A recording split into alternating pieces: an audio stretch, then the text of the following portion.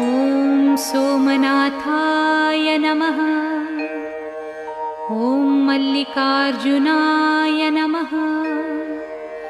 ॐ महाकालेश्वराय नमः। ॐ ओंकारेश्वराय नमः।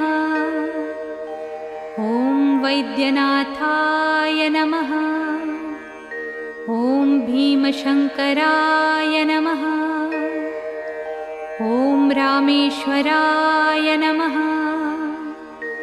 ॐ नागेश्वराय नमः। ॐ विश्वेश्वराय नमः। ॐ त्र्यंबकेश्वराय नमः। ॐ केदारेश्वराय नमः।